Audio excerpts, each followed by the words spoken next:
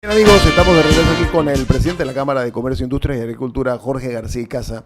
Doctor Ritter, hay un oyente por Twitter que está preguntando acerca de unas declaraciones que dio la señora procuradora Kenia Porcel, que señaló que en Panamá la evasión fiscal no es un delito. En efecto, la evasión en Panamá no es un delito. No está tipificado como tal. No está dentro del Código Penal.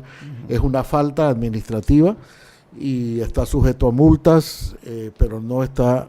En otras palabras, nadie va a la cárcel por no pagar impuestos. A ver, esto es una diferencia fundamental con los países industrializados, especialmente con Estados Unidos. Todo el mundo recuerda que Al Capone terminó en la cárcel por no pagar impuestos, porque no le pudieron demostrar ninguno de los otros crímenes que cometió, pero por no pagar impuestos. Y en Estados Unidos es muy común la frase de que lo único seguro es la muerte y los impuestos.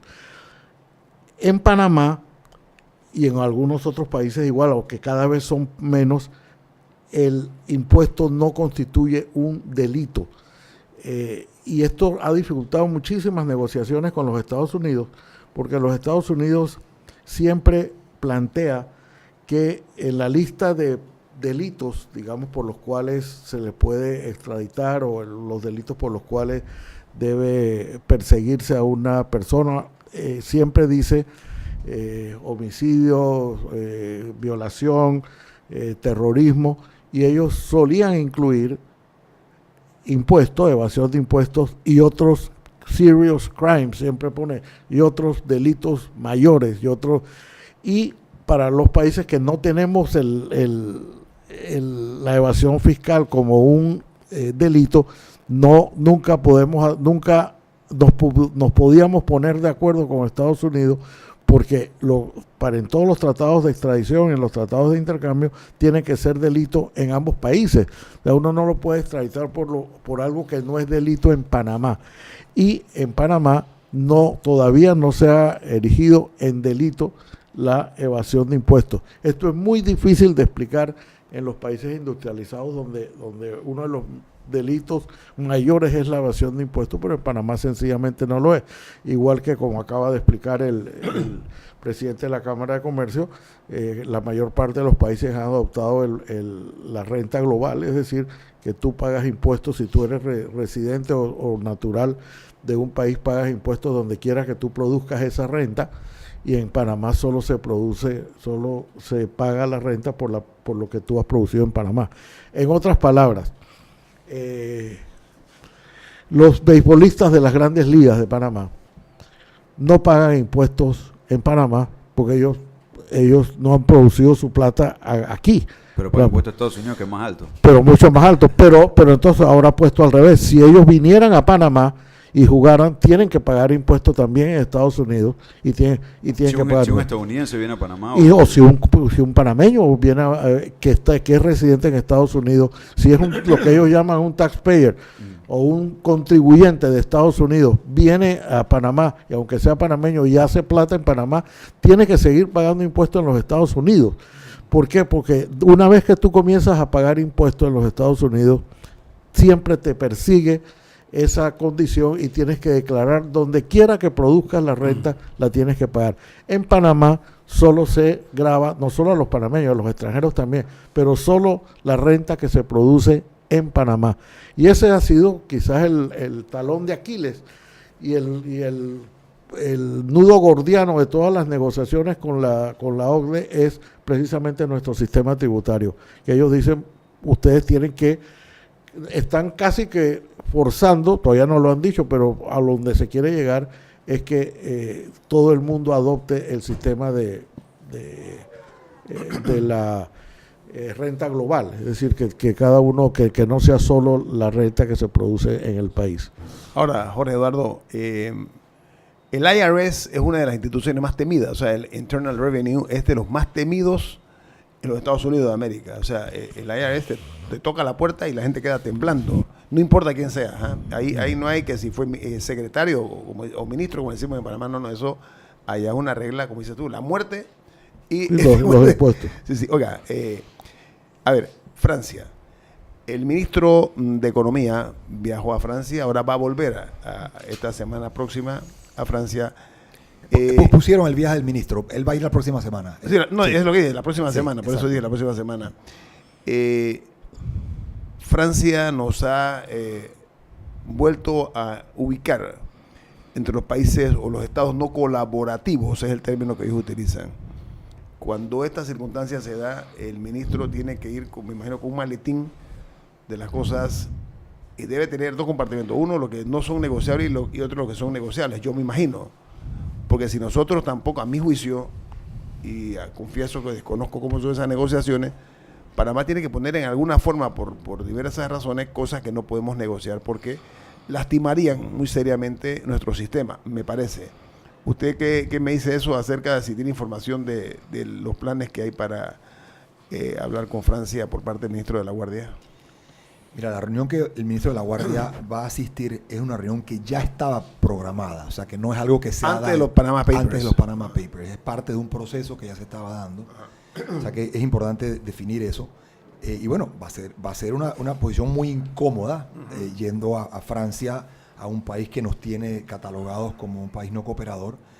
Yo creo que lo que nos toca es seguir comunicando lo que Panamá ha hecho. Panamá efectivamente tiene un tratado de intercambio de información con Francia firmado hace tiempo, lo cual nos sacó de la lista gris. Francia ha estimado que Panamá no es cooperador ahora nuevamente, lo cual pienso que es un error. El ministro le va a tocar comunicar eso, pero esto también es un trabajo no solo de la parte del Ministerio de Economía y Finanzas, sino de la Cancillería, de Relaciones Exteriores. Entonces hay que hacerse un trabajo conjunto. Pero pienso que la labor ahí es seguir comunicando las cosas que Panamá ha hecho. Parte quizás la queja o la razón por la cual Francia nos pone de vuelta es porque siente que Panamá, a pesar de haber firmado el Tratado de Doble Tributación, a pesar de haber contestado de las 35, 37 solicitudes de información, Panamá ya contestó 30 y pico. Quizás lo que Francia está reclamando es la velocidad con que se contesta y la cantidad de información que se le contesta. Y lo que hay que entender es que Panamá hace relativamente poco tiempo cambió sus leyes para exigir la debida diligencia, para exigir la información de quiénes son los beneficiarios últimos. O sea que puede ser que Francia le esté pidiendo a Panamá información sobre cosas viejas de hace 3, 4, 5 años que Panamá no las tiene a la mano. Entonces aquí hay una realidad que es que a veces no se le puede dar toda la información que ellos quieren, no es porque no queremos, sino porque hay unos problemas técnicos que resolver y hay que quizás convencer a los países como Francia de que no es un tema de que Panamá no quiere cooperar, sino que denos una opción y un tiempo para lograr esa cooperación, ¿no? Ahora, el eslogan exculpatorio del gobierno es Panamá ha cambiado. Eso es lo que se ha dicho hasta ahora. Por supuesto, nos ha estado vilipendiando de una forma hasta cruel, yo diría. Totalmente injusta. Doctor Ritter, en ese caso, en una negociación de esta clase, tu experiencia como ex canciller, un hombre que sabe cómo se negocian estas cosas, claro, eran otros tiempos también, cuando el canal, cuando se negocia con estas grandes naciones, a nosotros nos tocó con los Estados Unidos, entre otros. Generalmente, ¿cuál es la estrategia, doctor Ritter, por parte del país maltratado que es Panamá, ¿no? Por ejemplo. No, como en todas las negociaciones, uno tiene que llegar, pero esa es la última carta que uno se juega, es hasta dónde puedes llegar. Y comienzas muy por debajo de hasta dónde puedes llegar. Ahora, los dos saben lo mismo. Eso es casi, perdone que use un ejemplo tan trivial, pero es como en aquellos mercados de artesanías en otros países que todo el mundo sabe que el precio que te dan no es el real y todo el mundo y el vendedor sabe que el precio que tú vas a ofrecer tampoco es el real hasta que comienza uno, sube, el otro baja hasta que se llega a la mitad. El regateo. El regateo. Pero los dos saben, y esta es la carta que cada uno se juega, es que lo que uno no divulga es hasta dónde puedes llegar. Para usar el símil que usaste, Ñito, en efecto, el ministro va a llegar con un maletín donde solamente él sabe hasta dónde puede llegar y a partir del cual ya hasta allí llega la negociación. Por supuesto, Francia sabe que hasta dónde le va a exigir a Panamá como condición para sacarlo de la lista. Ahora, las circunstancias han cambiado muchísimo porque en este caso Panamá precisamente por cuenta de los papeles de Panamá, tiene muy poco apoyo, llamémoslo así, muy poca solidaridad internacional. Es más, para muchos países Panamá es una especie, se ha convertido en una especie de la oveja negra, del patito feo, que no ha querido cambiar por el sistema único, por el sistema tributario que tiene y en alguna forma por el avance que Panamá ha tenido. Pero eso no significa que Panamá la tiene perdida de antemano, porque yo y creo que a raíz de los papeles de Panamá, y esto es una especulación si se quiere, creo que nada va a ser igual, no para Panamá, sino para ningún país va a ser igual el asunto de la transparencia y del intercambio de información fiscal. Independientemente de que Francia coloque de vuelta a Panamá en la lista de los países que sí cooperan o la deje permanentemente en los países que no cooperan, ya hay un antes y un después de los papeles de Panamá para todo el mundo, no es solamente para Panamá.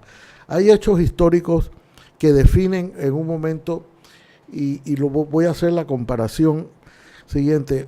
Hace muchos años, a lo mejor muchísimos ya no lo recuerdan, cuando se postuló o nominaron al señor Clarence Thomas para la Corte Suprema de Justicia de los Estados Unidos, una mujer fue a la audiencia en el Senado, Anita Hill se llamaba, Así es. o se llama, ahora creo que va a salir una película sobre ello, y denunció acoso sexual y denunció una serie de cosas. Él era un hombre de color y ella también. Ella también. Okay.